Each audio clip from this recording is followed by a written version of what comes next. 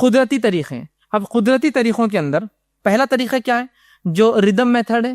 یہ طریقہ یہ ہے کہ عورت کے ان ایام میں اس سے آپ دور رہے جو ایام سب سے زیادہ امکان ہے کہ ان ایام میں ہم بستری کرنے سے اولاد پیدا ہو سکتی ہے، جس کو کہتے ہیں انسیف پیریڈ. اب یہ پیریڈ کب ہوتا ہے وہی بتا دیتا ہوں میں، یا میں الٹا کرتا ہوں، پہلے آپ کو سیف پیریڈ کیا ہے بتا دیتا ہوں تو انسیف آپ سمجھ جائیے کیا ہے. عورت، ایک خاتون، اس کو حیض جب آ جاتا ہے، اس کی MC گزر جاتی ہے، اس کے بعد سے جب وہ پاک ہوتی ہے، اس سے لے کر 4 دن سے 7 دن یہ وہ ایام ہوتے ہیں جن ایام میں اگر کوئی آدمی سے ہم بستری کرے تو بہت امکان ہے کہ اس کا حمل ٹھہرنے والا نہیں ہے، اس لیے کہ یہ سیف پیریڈ ہے اور اس کی بچے دانیاں بھی بننا شروع ہوتی ہے اس کے بعد. تو ان ایام میں اگر کوئی ہم بستری کرے تو ضروری نہیں ہے لیکن ہائی پاسبلٹیز ہے کہ اولاد پیدا نہیں ہوں گے، اس کو بولتے ہیں سیف پیریڈ. اور اسی طرح عورت کے حیض آنے سے پھر 7 سے 4 دن، 7 سے آخر دن تک وہ ایام ہوتے ہیں جن ایام میں ہم بستری کرنے سے یہ بھی سیف پیریڈ ہوتا ہے، اس کو وجود میں حمل ٹھہرنے والا نہیں ہے پھر.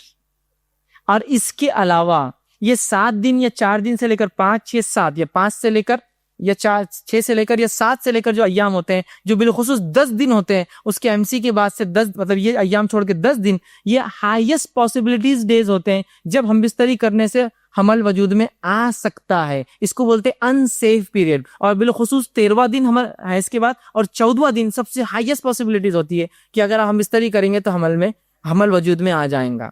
اس لیے بہت سے لوگ جن کو اولاد نہیں ہوتی، ڈاکٹرز کہتے ہیں کہ یہ 14واں دن، 13، 12، 13، 14، 15 دن میں ان سے ہم بستری کرو، ہو سکتا ہے وجود میں آ جائے.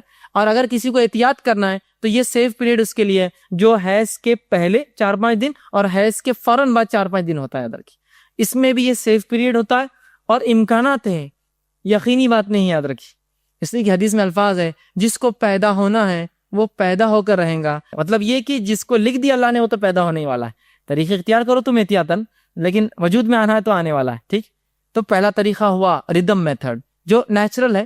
آپ کو لیکن کیلکولیشن کرنا ہوگا کیا ایام چل رہے ہیں، کب کیا ہوا، یہ ایک ہے، لیکن کوئی گارنٹی نہیں. یاد رکھیں تو آپ بولیں گے فیض بھائی کے درس میں سنے اور پھنس گئے آ کر. ٹھیک ہے، میں گارنٹی نہیں لے رہا ہوں، میں بتا رہا ہوں کہ کیا احتیاط کی جا سکتی ہے بھائی، ورنہ میرے پہ وہ کر دیں گے یہ تھا وہ. فیض بھائی ہوں گا نا 4-5 سال بعد آپ ملیں گے تو بولیں گے یہ تھا وہ جو آپ نے بولے اور میں پھنس گیا.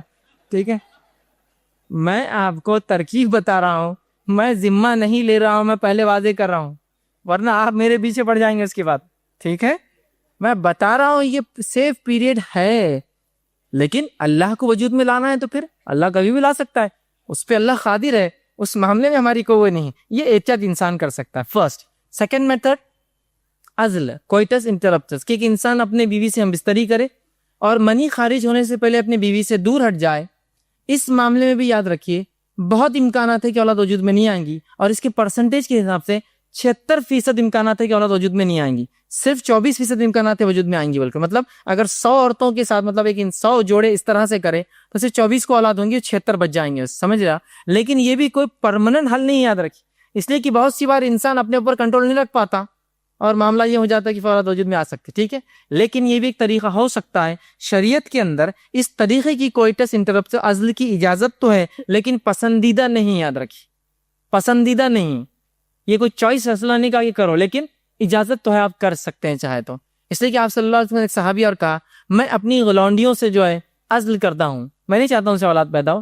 تو آپ صلی اللہ علیہ وسلم فرمایا ٹھیک ہے تو کر، لیکن جب وجود میں آ جائے تو وہ اولاد تیری ہوں گی. مطلب اس کے بعد بھی اولاد وجود میں آ سکتی ہے. اور فرمایا اللہ نے جو تیری تقدیر میں لکھ دیا ہے اس کو تو پیدا ہونا ہی ہے، چاہے تو کچھ بھی کر لے. سمجھے آپ بات کو؟ تو پیدا ہو اس بھی. لیکن یہ ایک میتھڈ ہے کہ ایک انسان منی خارج ہونے سے پہلے اپنی بیوی سے دور ہو جائے، کوئی ٹینشن نہیں. تو یہ تھا نیچرل میتھڈ.